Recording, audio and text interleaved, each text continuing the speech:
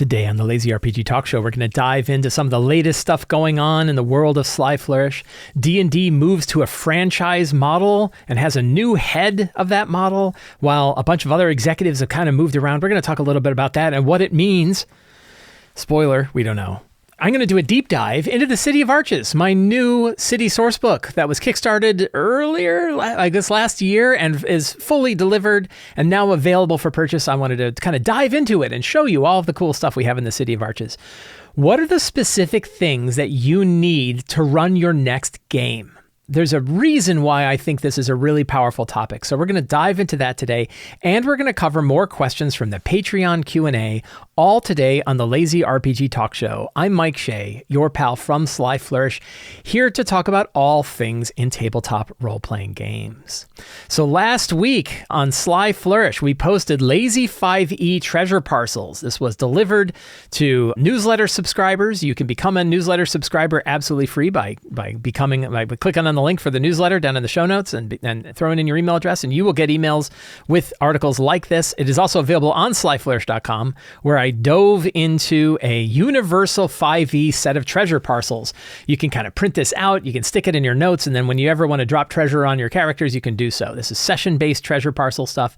I also did a readings and reflections where I read this article and then talked about some of the details of this article on the Sly Flourish Patreon. You can find a link to the Patreon down below. It's called Readings and Reflections. It's another weekly podcast that I do where I read out this week's article and then spend 7 or 8 minutes kind of talking about some of the background, some of my other thoughts, how it connects with other things that we do in the role-playing world. So really fun. So that was published last week. Next week's article is called Take It Easy. This is one we're going to just talk about relaxing for a bit. Talks about just giving yourself a break, not getting so wound up. I see it time and time again. I feel this way where the pressure of the performance of our game is so strong. We just need to take a deep breath and relax a bit. So that's next week's article. That's going to be published on the website on Monday. It's going to be sent out to newsletter subscribers on Tuesday, and then I will do a readings and reflections upon it on Thursday. Best way to get it is to subscribe to the newsletter. You will see it subscribe to the newsletter now, and you will get the article delivered to you on Tuesday. Join the Patreon, the Hero Tier patrons, and you will get the Readings and Reflections version on Thursday. Next week on the Sly Flourish Patreon is a 3-page adventure for Shadowdark called Crypts of Carigulon. So Crypts of Carigulon is a very straightforward 3-page scenario specifically designed to fit in a 4-hour session. It has a built-in timer to ensure that you can fit this adventure into a 4-hour block. It's designed for convention play. It's specifically designed for me to run at conventions. For example, I'm going to be running this at the Philadelphia Area Gaming Expo next year, January 15th through the 18th. I wrote this scenario specifically so that I would have a adventure that I was comfortable running in convention play that was specifically designed to run in 4 hours and also to deliver to the Hero Tier subscribers of Patreon. So if you want to get a copy of this, the best way is to become a Hero Tier subscriber of the Sly Flourish Patreon. Link for that is in the show notes. And you will get this delivered directly to you on Wednesday. Everybody will get access. It will be added to the rewards page so you can download it.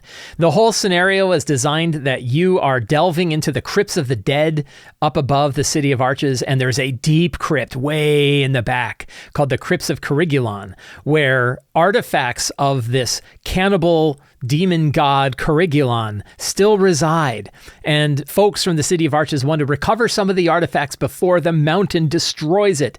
If you're familiar with City of Arches, the crypts are actually drawn deeper into the mountains until eventually the mountain just sort of collapses upon them, almost like with giant teeth, and eats these ancient crypts. Crypts get further and further back in the mountain until they're eaten like a big conveyor belt. And so this one's right on the edge of getting destroyed. It's got only 3 hours and 15 minutes left of real time until the crypt, it's about 4 hours, until the crypt collapses and kills everything and destroys everything inside. So the characters are to go in and collect as many of 6 powerful magic items as they can before the crypts are destroyed. I changed it recently and added sort of a relic location so that you can roll randomly to determine which areas on the map have a relic in it. That way it changes from game to game, right? You don't necessarily know where things are going on. There are random encounters, there are traps and hazards, and then the darkness descends. So really fun adventure. And I haven't actually run it yet. Other folks have run it, but I have not yet run it. So I'm excited to run my own adventure. But it's been fun to work on, and that will be delivered to patrons next week. I have been talking a lot about the 5e Artisanal Database, a set of tools for helping you run 5th edition games. It's got various 5th edition rule sets, including the 5.1 SRD, which is D&D 2014, 5.2 SRD, which is D&D 2024, Black Flag, which is Tales of the Valiant, and the Level Up Advanced 5e rule sets. All of them are included in this. They're all searchable, so you can say things like hide. I want to look for hide. And we get the hide action. So, the hide action from D&D 2024, you can click that and you can get the hide action. So I talked about the search last week and some of the powerful kind of features of search by filtering, and even the I Feel Lucky version, and even embedding it as a automatic search with a tool like Kagi, so you can type out some little keyboard command into Kagi and go dive straight into a particular article. Talked about that last week. One of the tools I want to talk about now is the encounter calculator. So the encounter calculator is a way for you to measure off how dangerous an encounter might be. For example, today I have 7 characters. They are 7th level. And I want to know if I throw, for example, bandit captains. And you can add monsters by either just putting in their challenge rating and the number of them, or you can actually search the monsters that are included in the rest of the 5e Artisanal Database. For example, bandit captains. And as you notice, it's got 4 different bandit captains in here for the 4 different sources, but I just want Black Flag. So I'm going to do Black Flag, and now from now on, it will only do Black Flag. There are 2 bandit captains, but I want to add another group, the Young Blue Dragon, and there's 1 of those. And then I could say, okay, how deadly is this? So this has the lazy encounter benchmark, which says, nope, total character levels are 49. The total monster CRs are 13. They are 7. The potentially deadly range would be if they are greater than or equal to 24 CRs worth of monsters. If it's greater than or equal to 24. And this is less than that. But what if I throw a bunch of bandits in there? So I'm going to add monster group, and we're going to say, what if I threw some veterans?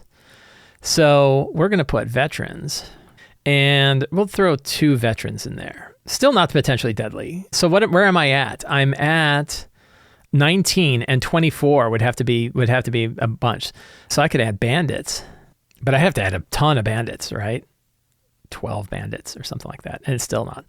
So they're going to have a pretty easy time with this fight, is the answer. That, and unless I decide like, okay, if I'm going to throw 4 veterans, that might help. And even it's getting closer, 22.5 versus 24.5, but still not there. So I can tell this battle is not going to be a threatening battle. And that's because I got 7 characters in it. Now, the neat thing is the encounter assessment actually has 3 different benchmarks in it. It has the lazy encounter benchmark, my own benchmark, which is also the Tales of the Valiant benchmark. It has the D&D 2024 method, which tells you how difficult it's going to be. This one says it's going to be moderate. Because it's Tales of the Valiant, I don't know that the 2024 one is a really good measure of it, but it kind of gives you there. And then shows you the old 2014 method, which includes a multiplier that's adjusted, and it tells you like that's deadly. But it's pretty interesting that you can see like this range of deadliness. So it actually compares 3 different benchmarks for whether or not an encounter is deadly. But you can select all of them, you can pick your characters, and you can quickly benchmark whether or not an encounter is going to be deadly. All self-contained, along with the 5e Artisanal Database. The whole thing is downloadable. Once you've downloaded it, it's yours forever, right? You can run it in any browser. You can host it on your own private web server. You can do whatever you want.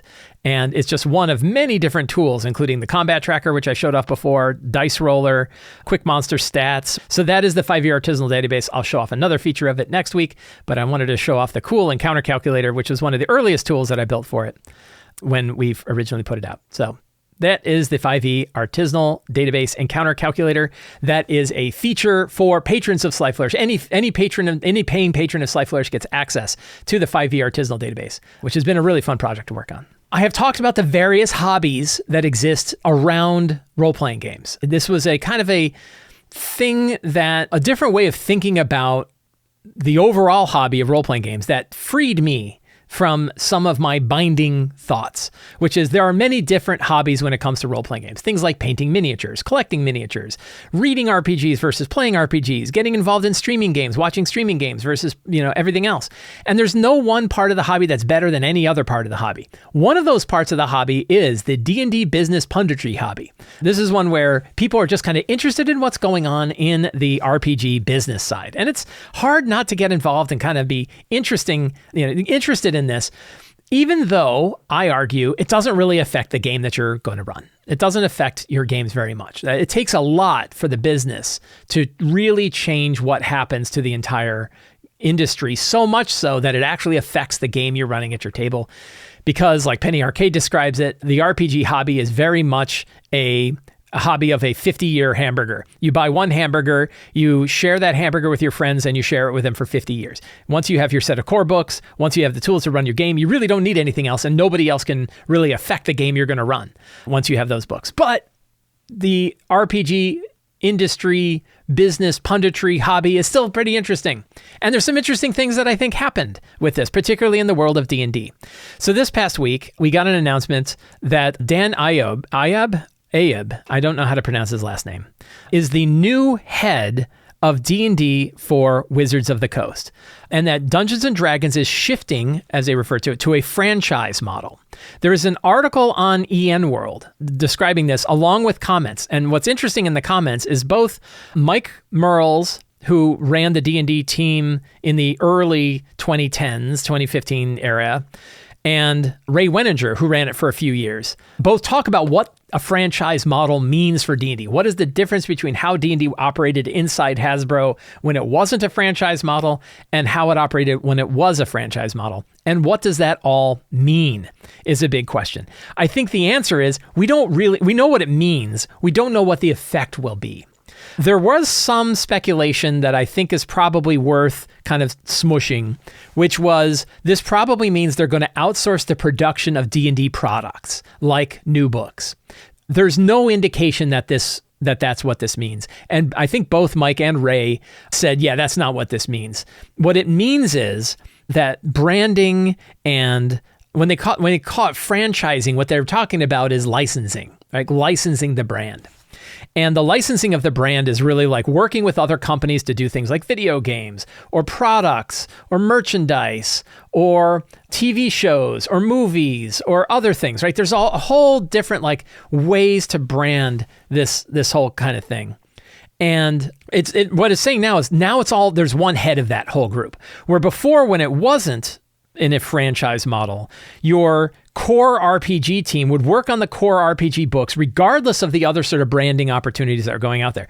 And and Ray and Mike kind of talk about this, that they would talk to each other, but there wasn't like somebody over at the top that said, this is really important, you need to do it. Instead, it was like, we're running our own thing. If we can help you out, we absolutely will. If we can talk to you, we absolutely will. But, we will have to see. Now, an example of where the franchise model, in my opinion, can be a problem, an example in the past was what happened with Baldur's Gate 3 and Descent into Avernus. I don't remember the exact year, but according to, I can't remember if it was Mike or Ray who mentioned in here, there was a period of time where it was under a franchise model, and they made a decision to change Descent into Avernus to tie in with Baldur's Gate, and particularly to tie in with Baldur's Gate 3, because Baldur's Gate was a really big deal at the time.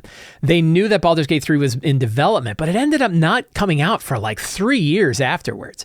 And yet they wanted to try to tie this together. They also had this great big event in Hollywood where they brought a bunch of people out, a bunch of streamers and a bunch of other sort of creators out there. My friend, newbie DM Enrique Bertrand, was out there, and a bunch of Hollywood folks to kind of show off Descent into Avernus, Baldur's Gate Descent into Avernus. This is what they renamed the adventure. Renamed it, but Baldur's Gate Descent into Avernus.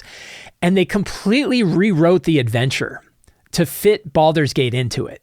So this is one where the franchise model changed the creative model of a particular product. And in my opinion, not for the better. Many of the criticisms of Descent into Avernus was that they really kind of shoehorned Baldur's Gate in there. And there was no motivation for the characters to connect to Baldur's Gate or to go from Baldur's Gate to connect into the Descent into Avernus piece, right? The whole thing started in the city of El Terrell, and then suddenly you're in Baldur's Gate doing a bunch of Baldur's Gate cult stuff. And then suddenly you're like back to, you're suddenly back to like trying to get into Avernus. And there was a real shift in motivation for the characters that had to do with this thing being rewritten. The irony is I had one friend who wrote a huge amount of Descent into Avernus and another friend who rewrote what the first friend had written because of this big shift in the direction of that particular adventure. And then another friend of mine two friends of mine wrote an excellent introduction that fixed the broken introduction of Descent into Avernus called Fall of Elturel, which is a really good supplement. And those two were Anthony Joyce and Justice Ramin Arman. Justice Ramin Arman now is a designer and I think kind of in charge of the design team at Wizards of the Coast for Dungeons & Dragons. So it's kind of all how this thing goes around. So one other kind of indicator, it's not really an indicator because we don't know what the truth is here.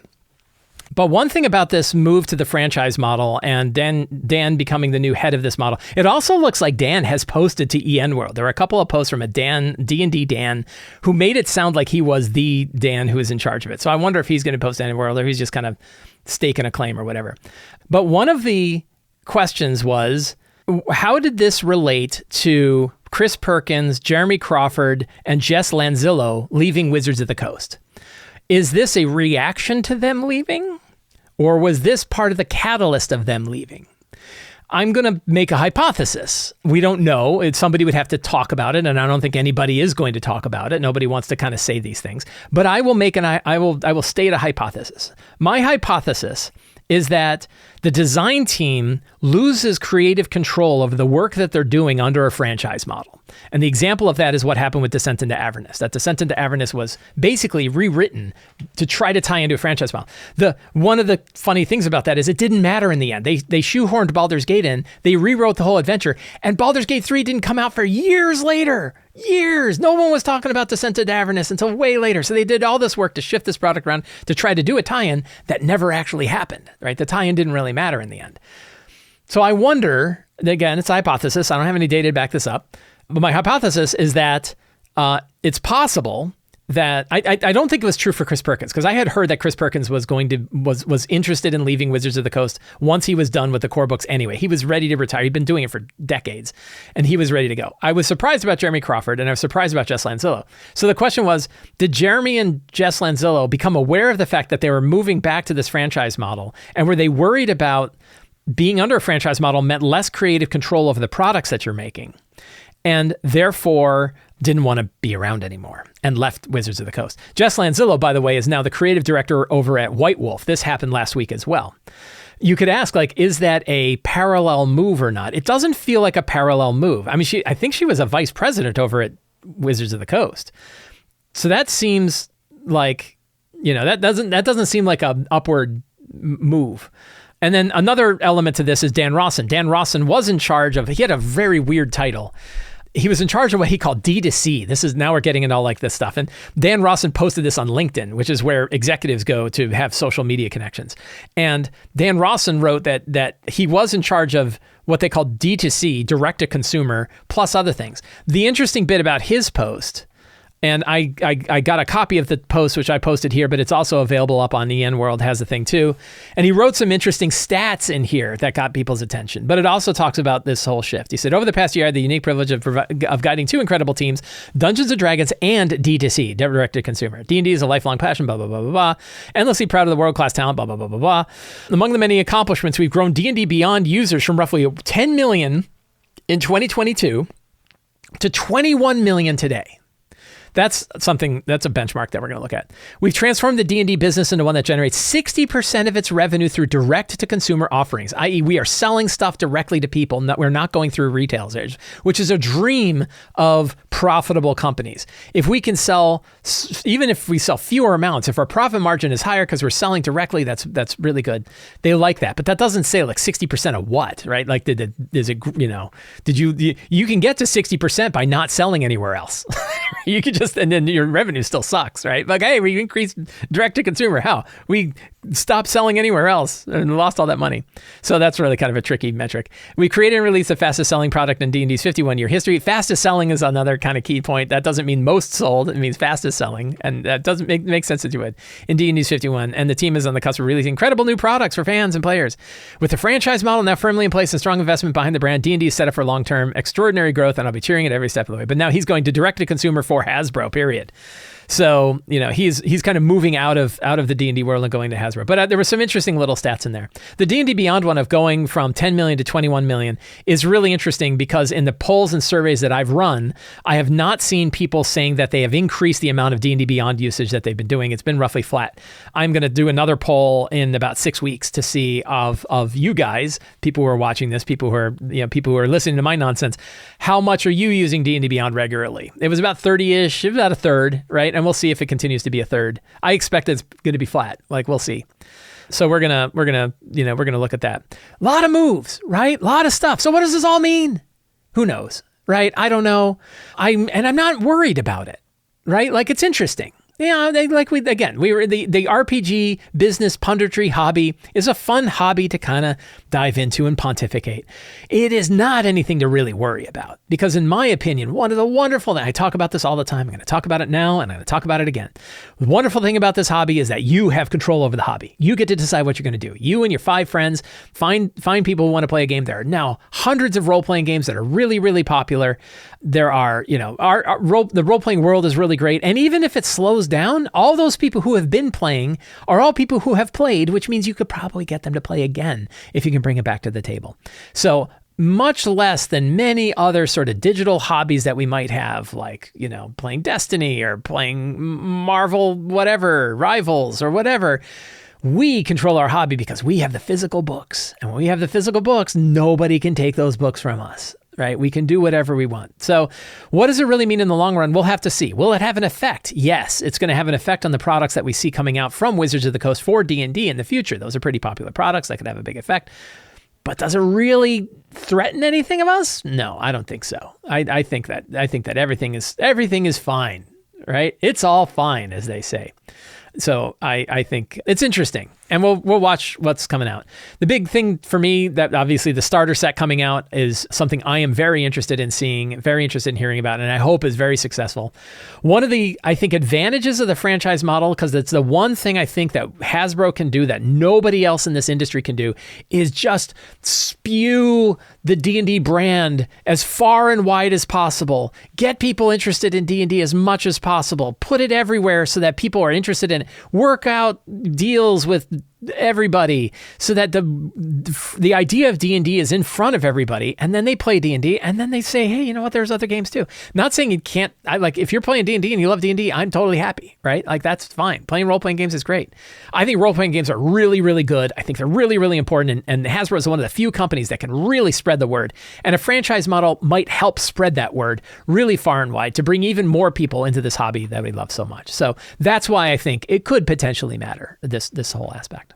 Last year, I ran a Kickstarter for a book that I have been working on for about 3 years called The City of Arches. And now that book is available for purchase on the Sly Flourish bookstore. The links are in the show notes to pick it up. We had about 4,000 backers of the Kickstarter who got access to both digital and physical versions of the book. Book is now available worldwide, digitally and physically. And I wanted to spend a little bit of time kind of diving, now that it's available for everybody, now that you can just buy it, I want to spend a little time kind of digging into it and talking about it.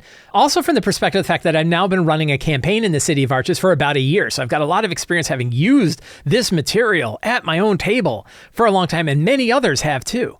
So what is the City of Arches? Why should you care? So the City of Arches is a high fantasy city source book for lazy game masters. It is built loosely around 5th edition rules. It actually uses the Level Up Advanced 5e system reference document as its sort of baseline reference, but it's easily modified into any fantasy role-playing game that you are using. Very, very lightweight on mechanics. Very easy to convert. Any mechanics that are there are very easy to convert to other systems. So it is not a truly system agnostic book, but it is highly system agnostic. I would say 95% of the stuff in this book you could use with any fantasy role-playing game. It is a source book focused around one particular city, a city called the City of Arches.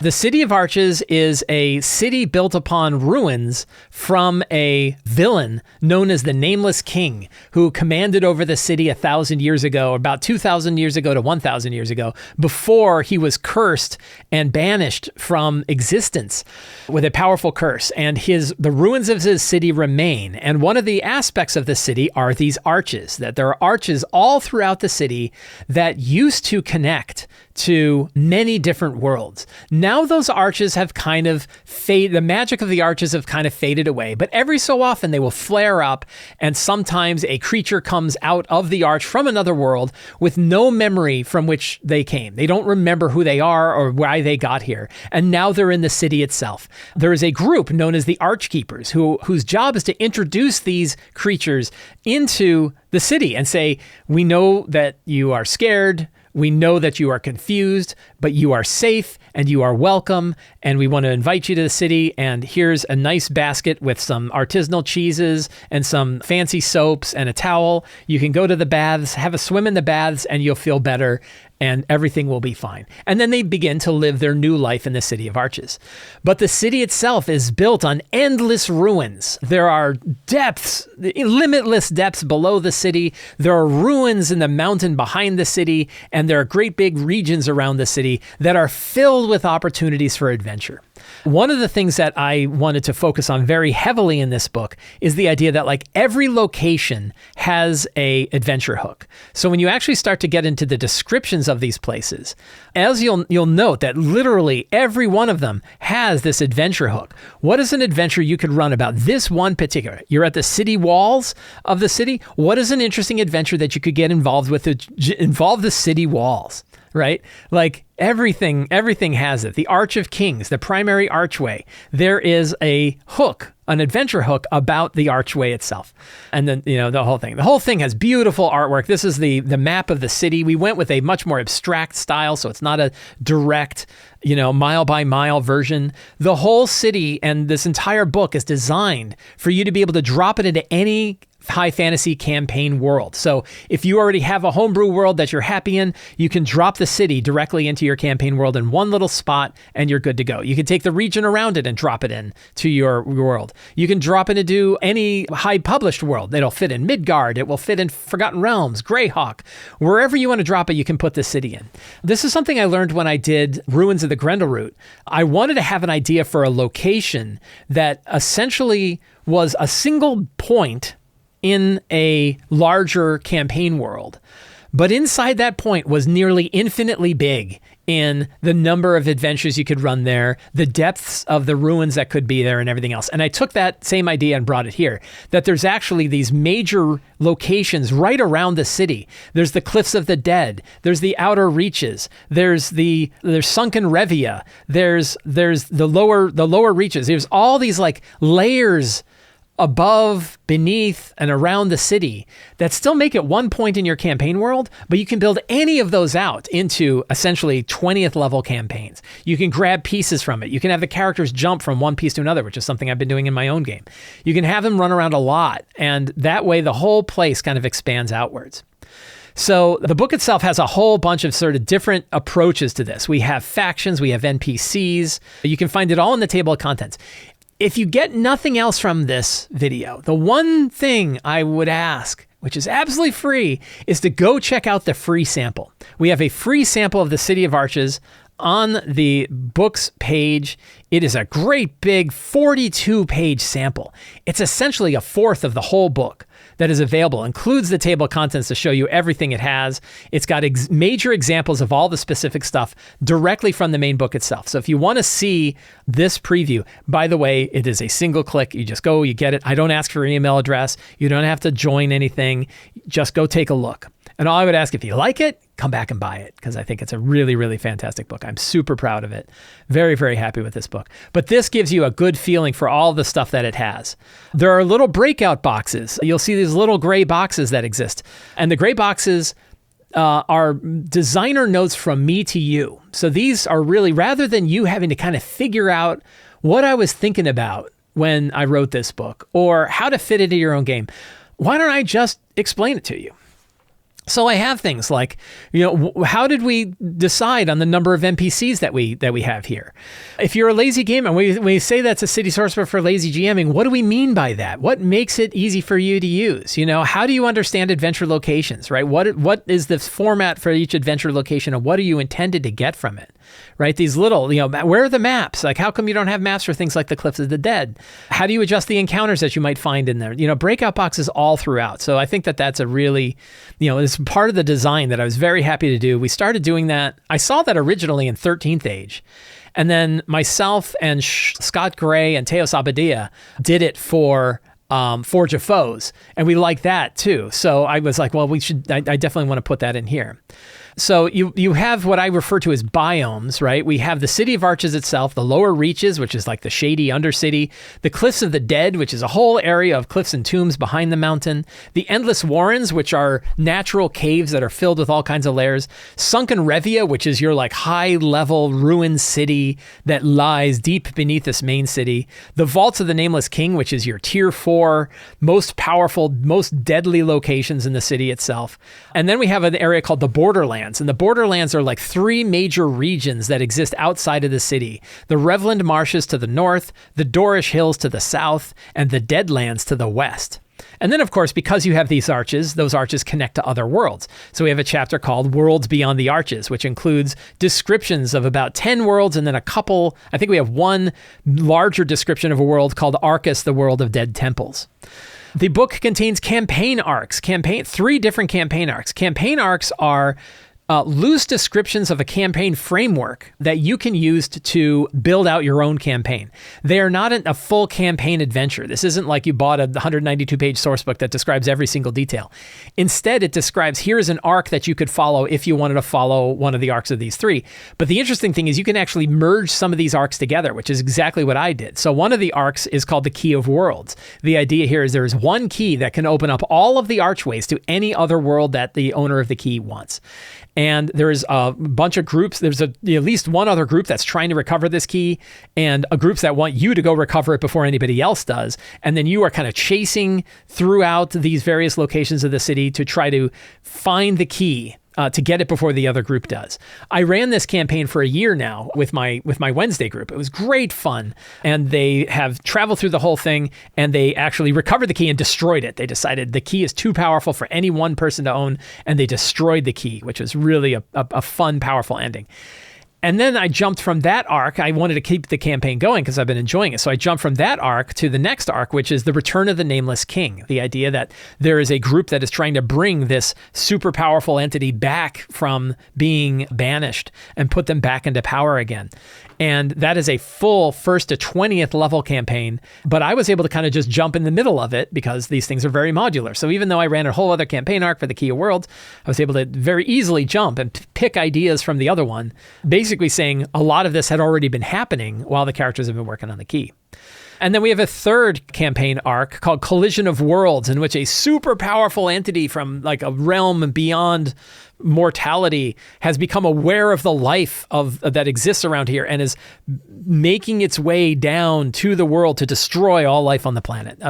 I'm a big alien sentient moon is like one of my favorite bad guys, and so this is the alien sentient moon one. And this is another arc about the cult that is trying to bring this entity into the world, and who's bringing in, and the powerful creatures that act as anchors that are sort of drawing this creature into the world, and what the characters can do to get involved there. So those are the 3 campaign arcs. The book has several small adventures that you can run, the smallest of which is actually in the sample.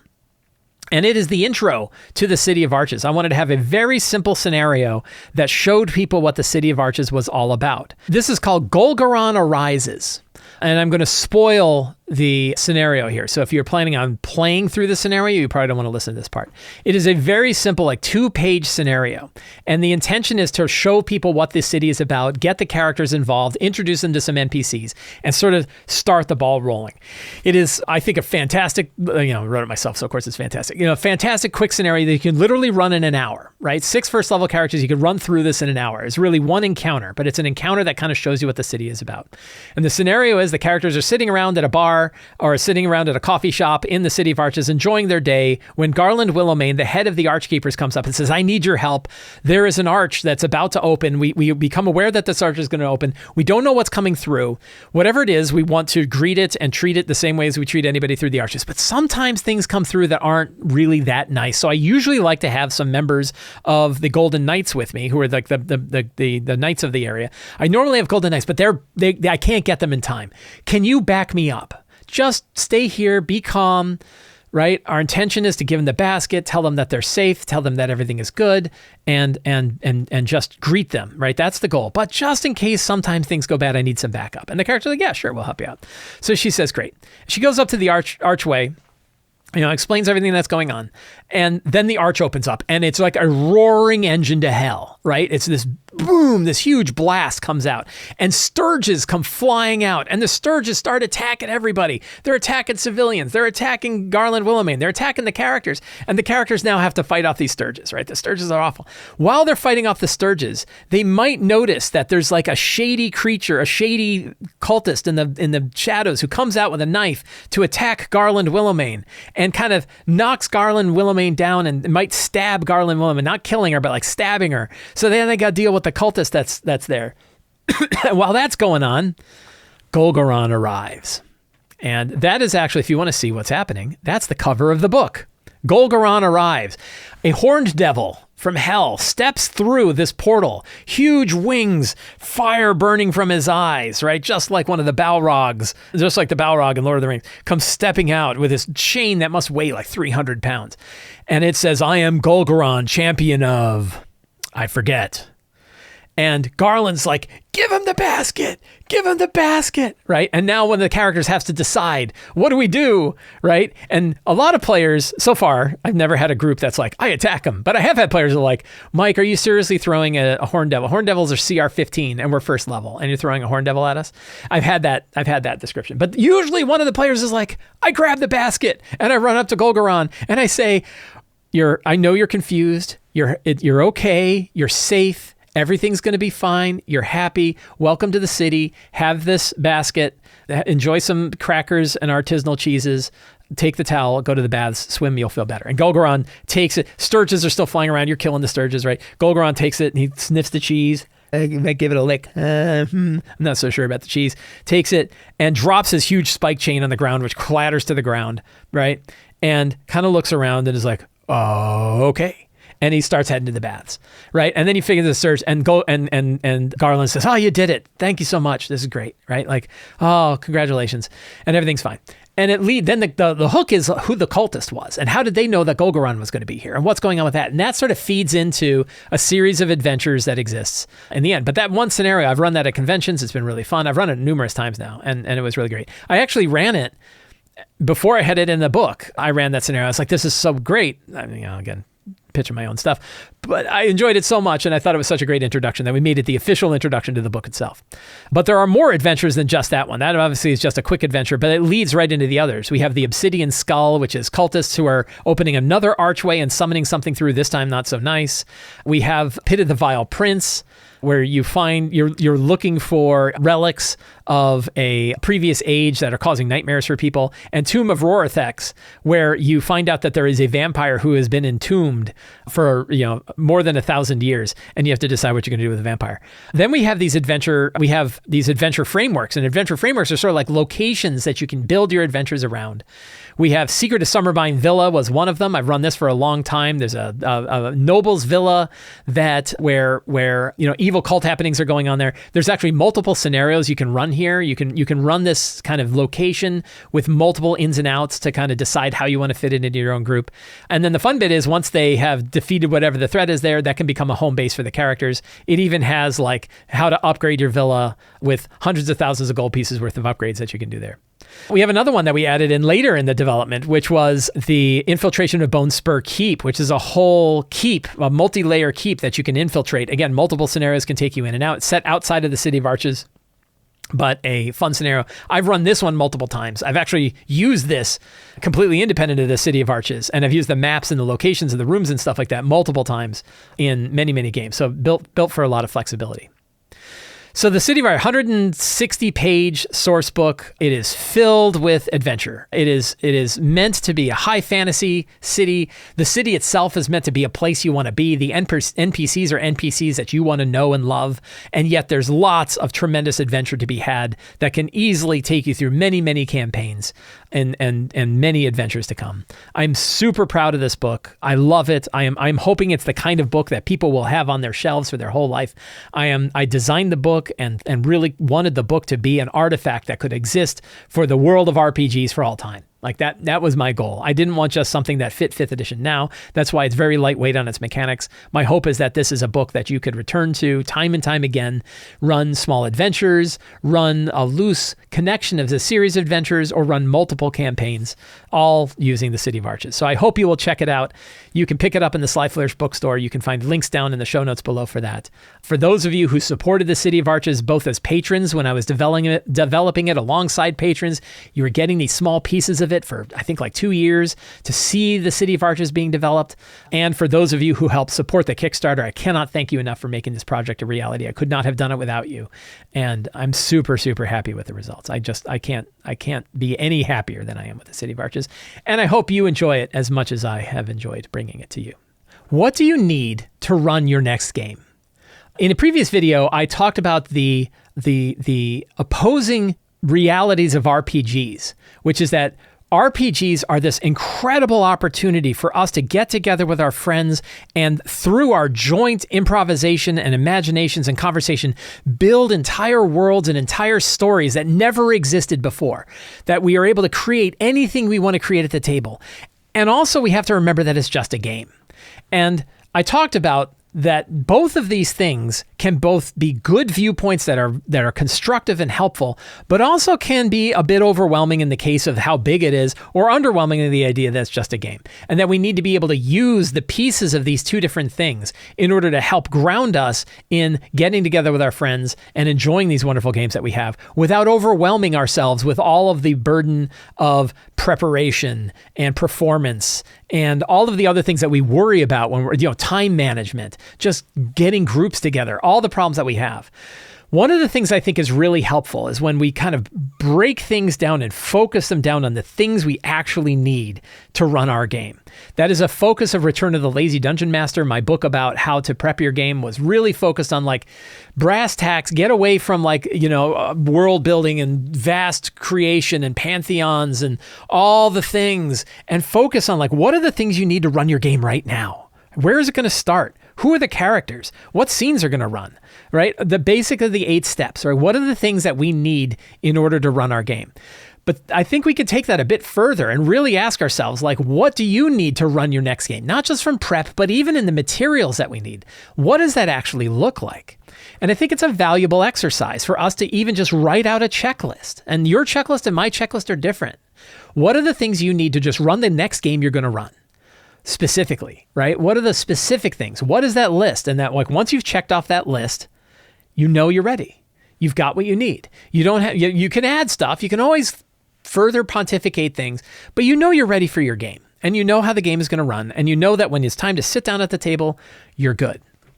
So I'm going to talk a little bit about like, what are these things? And I'm going to share some of my own like checklist, the kind of things that I pay attention to. But I think it's more valuable for you to think about the things that are important to you, and then look at all of them and decide which of these things really are important. If I had half the time, which of these things would I skip? How much can I skip until I'm eating into healthy plant? How much can I skip until like I'm missing something that I really needed that's going to make my game actually worse? Right? That's sort of your benchmark. That's your limit. And then if you're like, it would be nice to haves, sure, you can have a list of nice to haves. But you know what the focus list is.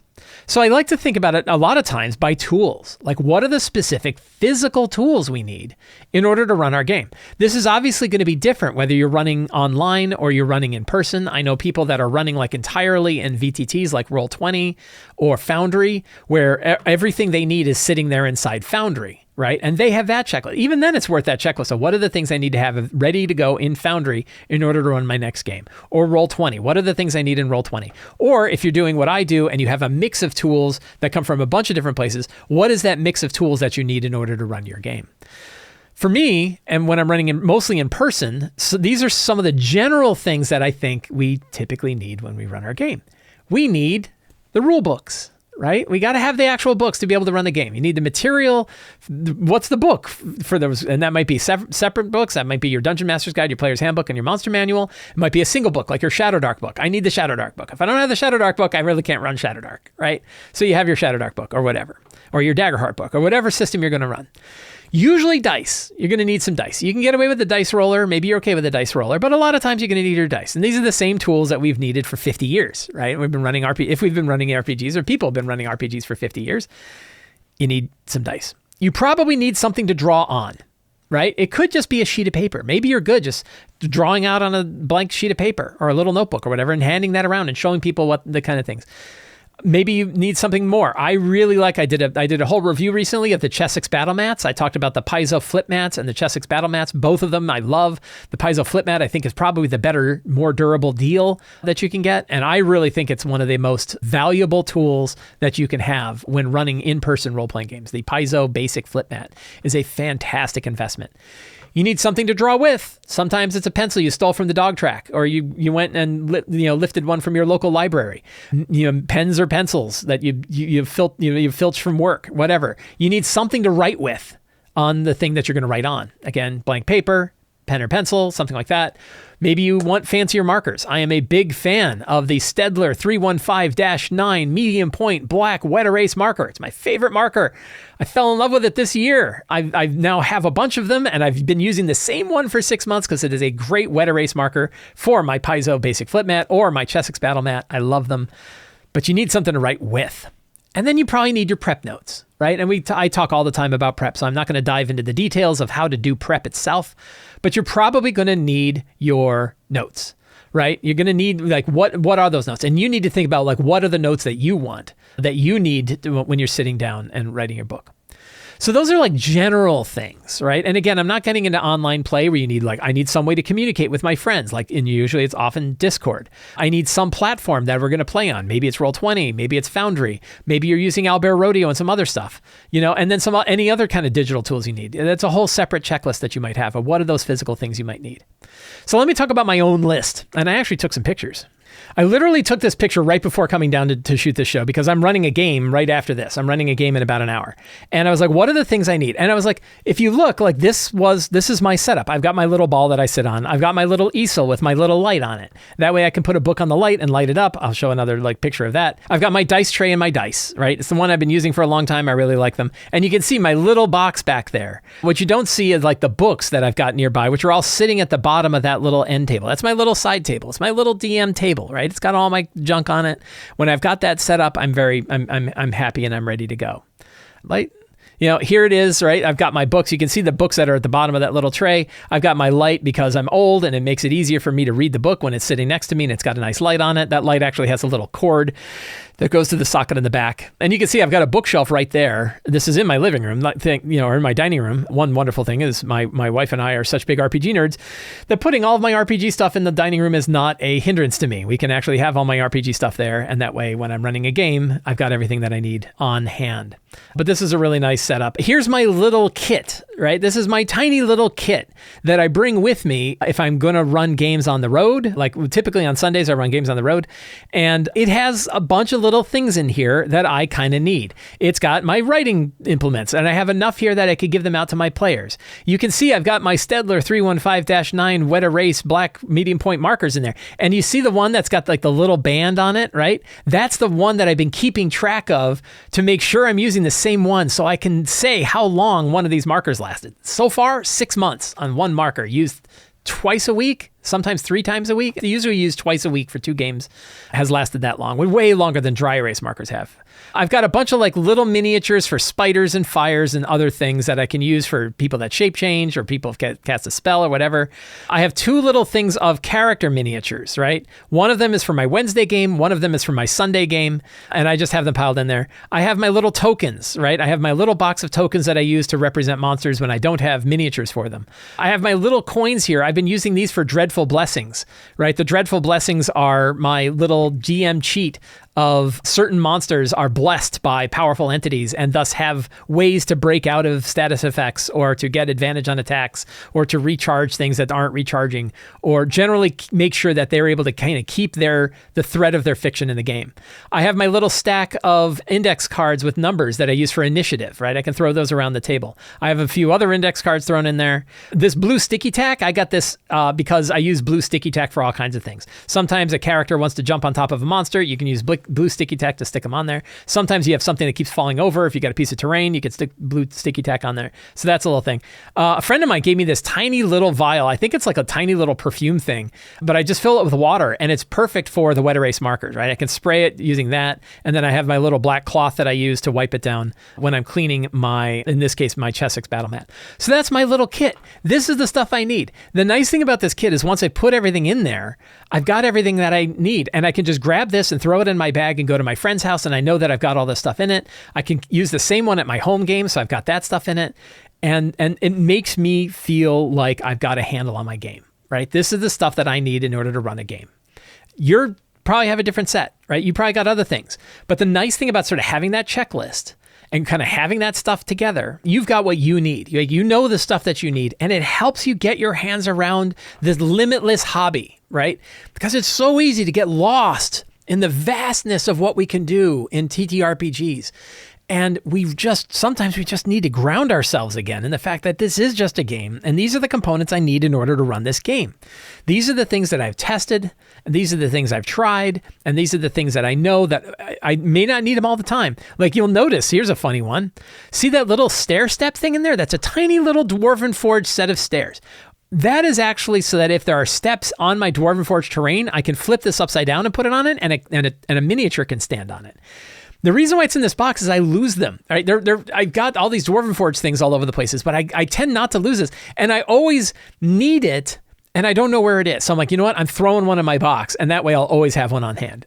Right? Stuff like that is from being battle tested at the table. Right? I know why I have that in here. Right? And that's why I've got this thing in there. Right? That sort of continual evaluation of the things that we want in our kit, I think is a really valuable approach. I think that, we're going to change the things that are in our kit. My kit has changed. I mean, it changes all the time, right? I'm always kind of adding something in or taking something out. Taking something out, I think, is the thing that you really want to consider. Going through your kit and saying, what are the things that are in here that I just don't use? Right? I haven't used them in months. Take that stuff out. That way your kit is streamlined to the stuff you really want. It's very easy to find more stuff to add to your kit. It's harder to look at the things and look at it harshly, brutally. Be cool and unsympathetic when looking at your tools. Decide what needs to be in there. Get rid of what shouldn't be in there. Clean it out. Dump it all out. Look at everything and say, don't need it, don't need it, don't need it. Get rid of it.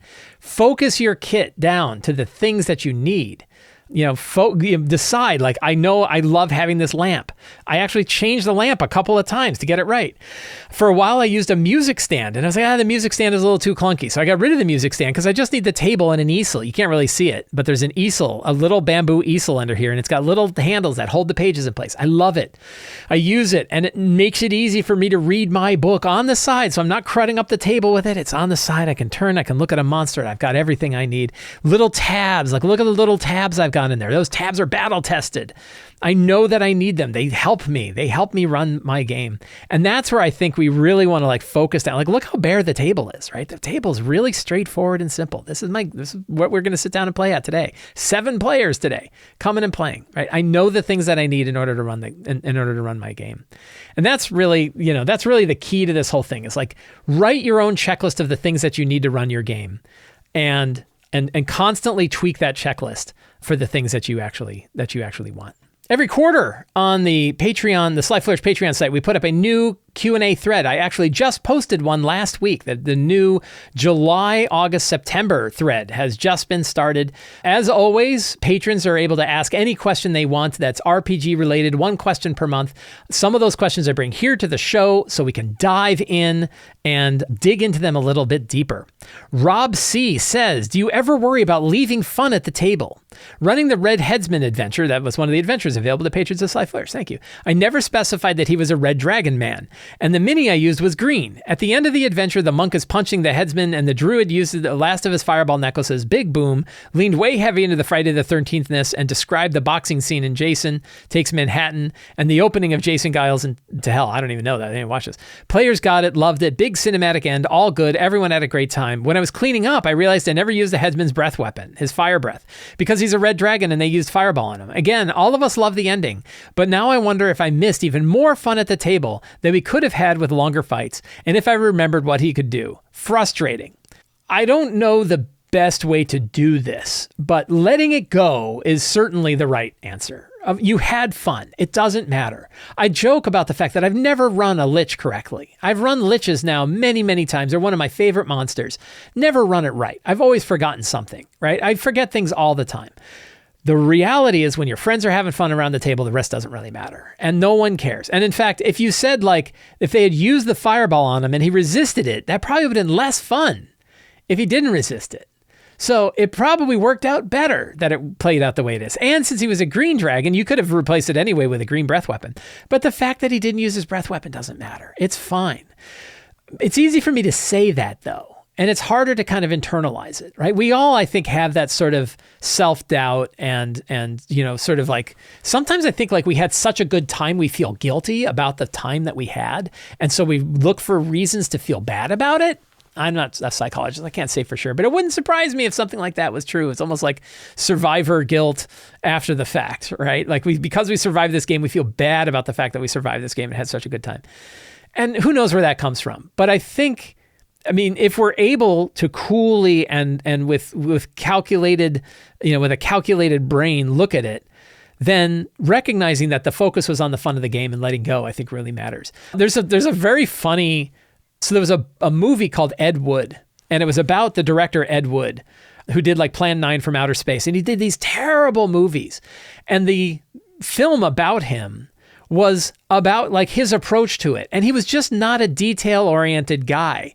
And there was a scene where like he has one monster carrying a woman out of through a doorway, and he bangs her head on the wall, and the whole wall buckles because it's a fake door, right? And the producer says to him like, hey, it looks like he had a little trouble with that door. And Ed Wood goes, there are doors in life, right? And his answer is like, just go with it, right? Like, who cares? So, you know, I think, and I heard another metaphor, another sort of thing that I'll share.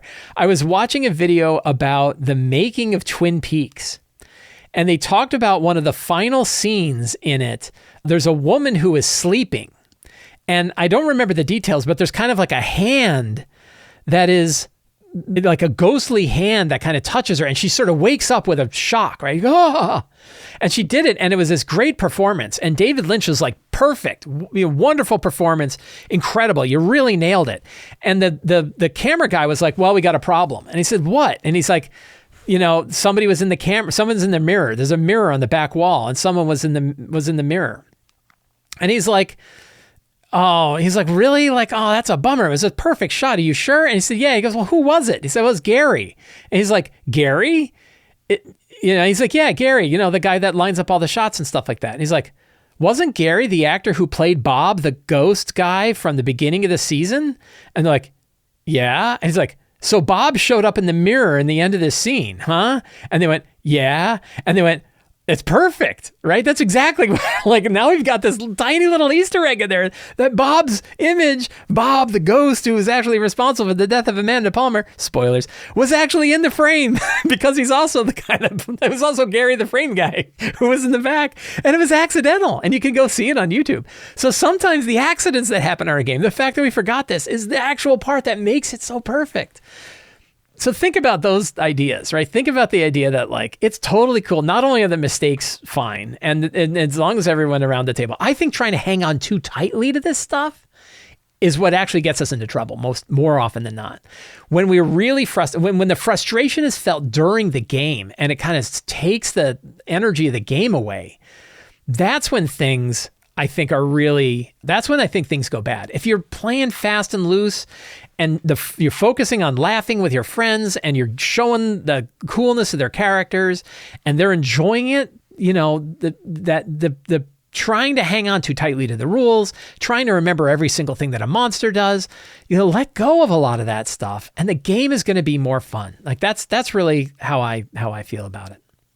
And I hope you can do that. Like, again, it's because some of this stuff is not us thinking about it. It's how we feel about it, and changing how we feel about things can be hard. So I recognize, like, it's one thing for me to say it. It's something else for you to not feel that frustration.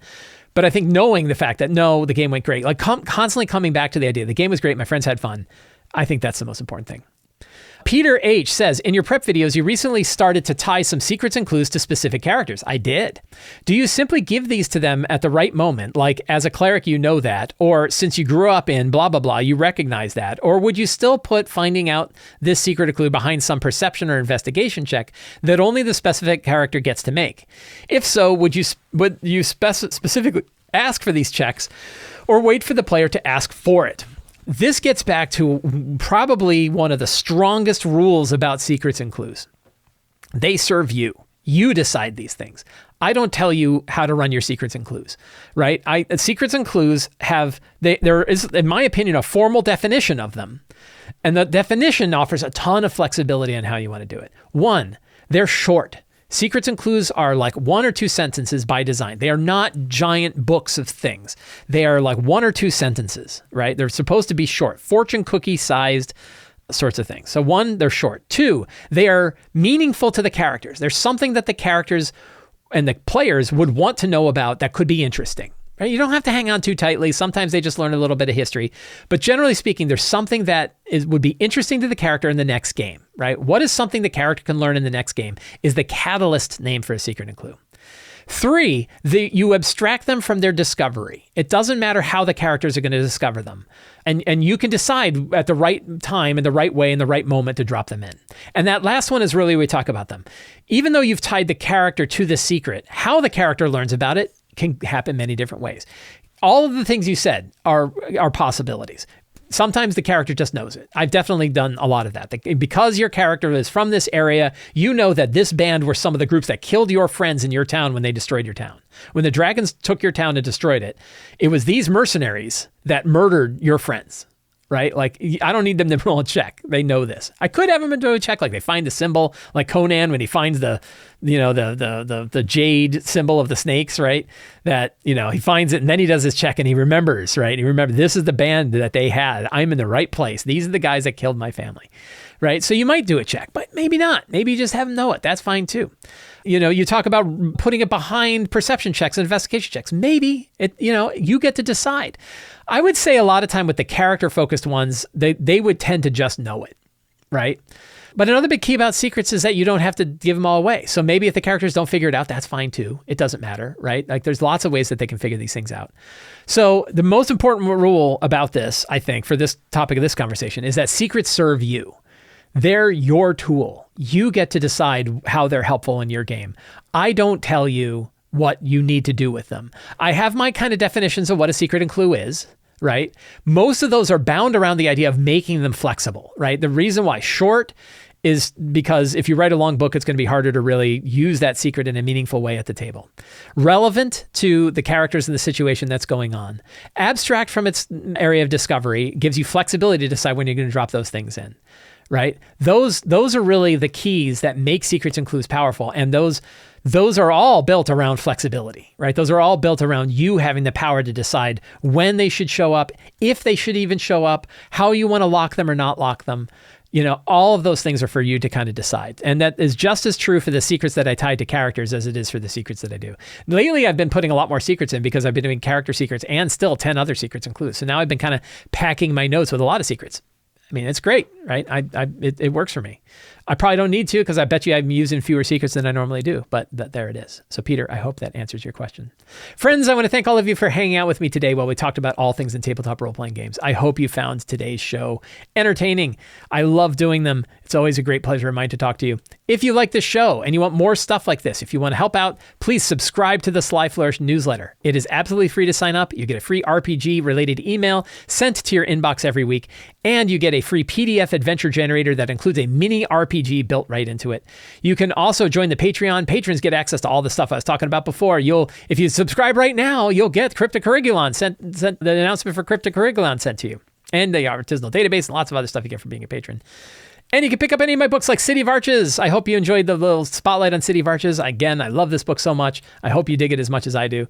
And that is available on the Sly Flourish bookstore. Thank you so much. Have a great day and get out there and play an RPG. Bye-bye.